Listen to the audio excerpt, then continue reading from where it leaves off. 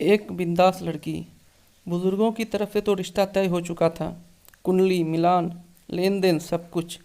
बस अब लड़का लड़की की आपसी बातचीत पर निर्भर था। बुजुर्गों ने तय किया कि लड़का लड़की आपस में बात कर एक दूसरे को समझ लें। कुछ पूछना हो तो आपस में पूछ लें। उन्हें एकांत दिया गया। लड़के को शांत देख लड़की ने कहा, आप कुछ पूछना चाहते हैं? लड़का शर्मिला था, मध्यवर्गीय परिवार से था। उसने कहा, नहीं, बुजुर्गों ने तो सब देख परख लिया है। उन्होंने तय किया है तो सब ठीक ही होगा। आप दिखने में अच्छी हैं, मुझे पसंद है। बस इतना पूछना था कि लड़का पूछने में लड़खड़ाने लगा तो उस पढ़ी लिखी सभ्य लड़की ने कहा, पूछिए, निसंकोच पूछिए। आखिर हमारी आपकी ज़िंदगी का सवाल है। लड़के ने पूछा, यह शादी आपकी मर्ज़ी से? मेरे कहने का अर्थ यह है कि आप राज़ी हैं, आप खुश हैं न? हाँ, लड़की ने बड़ी सरलता और सहजता से कहा। नहीं होती तो पहले ही मना कर देती। लड़का चुप रहा। अब लड़की ने कहा, मैं भी कुछ पूछना चाहती हूँ। आखिर मेरी भी ज़िंदगी का सवाल है। उम्मीद है कि आप बुरा नहीं मानेंगे। नहीं नहीं, निसंकोच पूछिए, लड़के ने कहा। वह मन ही मन सोचने लगा, लड़की पढ़ी लिखी है तो तेज़ तो होगी ही, लेकिन इतनी बिंदास और बेबाक। आपका शादी के पहले कोई चक्कर, मेरा मतलब कोई अफेयर था क्या? क्या? लड़के ने लड़की की तरफ देखा। अरे, आप घबरा क्यों गए? कॉलेज में पढ़े हो, इश्क वगैरह हो जाता है, इसमें आश्चर्य की क्या बात है? सच बताना, एक दूसरे से क्या छिपाना। जी, वह एक लड़की से, बस यूं ही कुछ दिन तक, अब सब खत्म है। लड़के ने झेपते हुए कहा। मेरा भी था, लड़की ने बेझिझक कहा। अब नहीं है। लड़का लड़की का मुंह ताकने लगा। क्यों, क्या हुआ? जब आपने कहा तब मैंने तो ऐसा रिएक्ट नहीं किया जैसा आप कर रहे हैं। आपने तो पूछने पर बताया, मैंने तो ईमानदारी से बिना पूछे ही बता दिया। अच्छा, यह बताओ कि महीने में कितना कमा लेते हो? लड़की ने आगे पूछा। जी, 10,000 रुपये। मैंने वेतन नहीं पूछा, टोटल कमाई पूछी है। जी, मैं घूस नहीं लेता, लड़के ने तौर से कहा। अच्छा, पैदाइशी हरिश्चंद्र हो या अन्ना आंदोलन का असर है, या फिर डरते हो? लड़की हंसकर बोली, यह क्या कह रही हैं आप? तो आप ईमानदार हैं? जी बिल्कुल। फिर घर कैसे चलाएंगे 10,000 रुपये में, ख़ासकर शादी के बाद?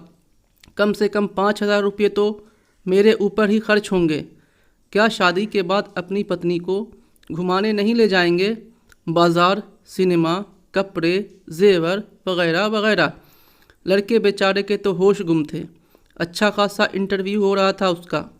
अब उसे लड़की बड़ी बेशर्म और उज्जर मालूम हुई। लड़की ने कहा, देखो, शादी के बाद मुझे कोई झंझट नहीं चाहिए। अपनी माँ बहन को पहले ही समझा कर रखना। मुझे सुबह आराम से उठने की आदत है, और हाँ, शादी के बाद अक्सर लड़ झगड़ कर लड़के अलग हो जाते हैं और सारी गलती बहुओं की गिना दी जाती है। सो अच्छा है कि हम पहले ही तय कर लें कि किसी भी बहाने से बिना लड़ाई झगड़े के अलग हो जाएं। तुम्हारा तो सरकारी जॉब है, ट्रांसफ़र करा लेना। दूसरी बात रही पहनावे की, तो मुझे साड़ी पहनने की आदत नहीं है। कभी शौक़ से, कभी मजबूरी में पहन ली तो और बात है। मैं शलवार सूट, जीन्स पहनती हूँ और घर में बरमूडा, रात में नाइटी। बाद की टेंशन नहीं चाहिए। यह मत पहनो, वह मत करो। पहले ही बता देती हूँ कि पूजा पाठ मैं करती नहीं। लड़की कहे जा रही थी और लड़का सुने जा रहा था। लड़के को लगा कि वह भी क्या समय था कि जब लड़की लजाते शर्माते उत्तर देती थी हाँ या ना में। लड़का पूछता था, खाना बनाना आता है? गाना गाना जानती हो? कोई वाद्य यंत्र, गिटार सितार वगैरह बजा लेती हो? सिलाई बुनाई आती है? मेरे माता पिता का ध्यान रखना होगा। और लड़की जी जी हाँ हाँ करती रहती थी। और अब ज़माना इतना बदल गया, उसे तो यह लगा कि मानो वह साक्षात्कार दे रहा हो। यह भी सही है कि अधिकतर जोड़े शादी के बाद अलग हो जाते हैं। दुल्हनें अपनी मांगों पर अड़कर परिवार के दो टुकड़े कर देती है। फिर अपनी मनमर्जी का ओढ़ने पहनने से लेकर खाने में नमक मिर्च कम ज़्यादा होने पर सास बहू की किचकिच शुरू हो जाती है। यह कह तो ठीक ही रही है, लेकिन शादी से पहले ही इतनी बेखौफ और निडर होकर बात कर रही है तो बाद में न जाने क्या करेगी। यह तो नीति और मर्यादा के विरुद्ध हो गया। अभी पत्नी बनी नहीं और पहले से ही ये रंग ढंग। लड़का तो फिर लड़का था, उसने भी कहा, शादी से पहले का भी बता दिया और शादी के बाद का भी। तुमसे शादी करने का मतलब माँ बाप भाई बहन सब छोड़ दूँ, तुम्हारे शौक़ पूरा करता रहूँ, कर्तव्य एक भी नहीं और अधिकार गिना दिए। यह क्या बात हुई? लड़की ने कहा, जो होता ही है वह बता दिया तो क्या गुनाह किया, सच ही तो कहा है, इसमें क्या जुर्म हो गया। यह कोई तरीका है कहने का? यह कहती कि तुम्हारा घर संभालूंगी, बड़े बूढ़े का आदर करूंगी, सबका ध्यान रखूंगी तो अच्छा लगता।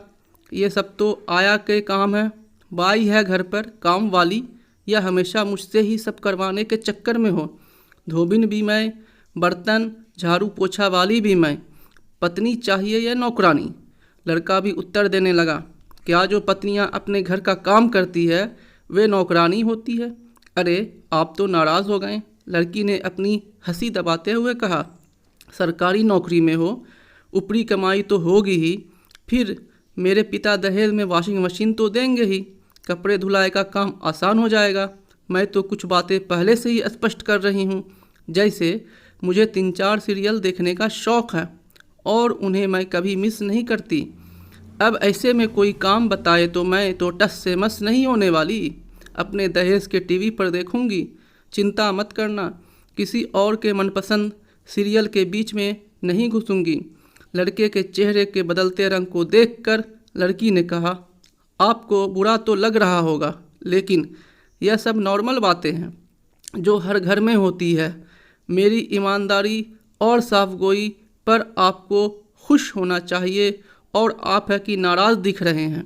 नहीं, मैं नाराज़ नहीं हूँ, मुझे कुछ कहना है। लड़के ने कहा, हाँ, मुझे गोलगप्पे चाट पकौड़ी खाने का बड़ा शौक़ है, कम से कम हफ्ते में एक बार तो ले ही जाना होगा।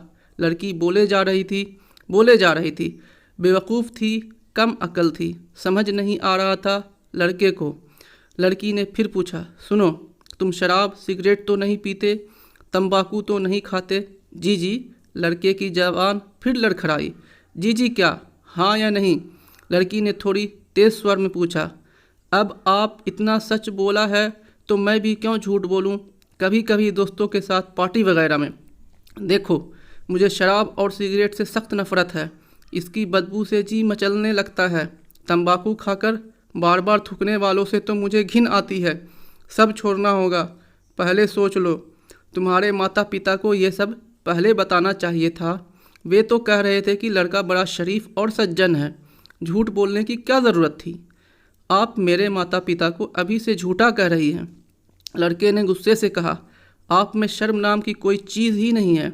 लड़की भी गुस्से में बोली, शराबी कबाबी, तुम झूठे और तुम्हारे माँ बाप भी। शर्म तुम्हें आनी चाहिए कि मुझे तगड़ा दहेज भी चाहिए, लड़की भी ऐसी चाहिए कि तुम कुछ भी करो। लड़की मुंह बंद करके रहे, कल शराब पीकर हाथ भी उठाओगे, फिर सुबह माफ़ी मांगोगे कि नशे में हो गया।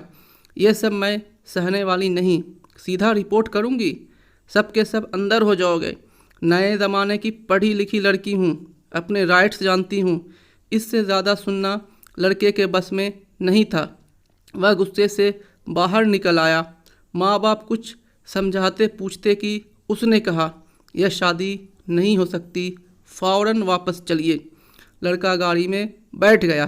क्या हुआ क्या हुआ कहते हुए लड़की के परिवार वाले दौड़े। लड़के ने कहा, अपनी लड़की से पूछ लेना। लड़का अपने परिवार के साथ गाड़ी में बैठकर उड़न छू हो गया। अरे अभागिन, क्या कह दिया तूने? लड़की की माँ ने गुस्से से लड़की से कहा, इतना अच्छा रिश्ता हाथ से निकल गया, जन्मपत्री भी मिल रही थी, सरकारी नौकरी वाला लड़का मिलता कहाँ है आजकल? लड़की ने अपने बचाव में कह दिया लांग लपेट कर, अरे माँ, अच्छा हुआ बात करवा दी आपने। लड़का एक नंबर का शराबी कबाबी है, किसी लड़की से अफेयर की बात भी कर रहा था और भी न जाने क्या क्या बताया माँ उसने। लड़की के माँ बाप ने मान भी लिया। जब अपनी ही लड़की बताए तो माँ बाप विश्वास क्यों नहीं करेंगे। फिर कौन सी लड़की होगी जो अपनी शादी अपने हाथ से तोड़कर अपना भविष्य बर्बाद करेगी।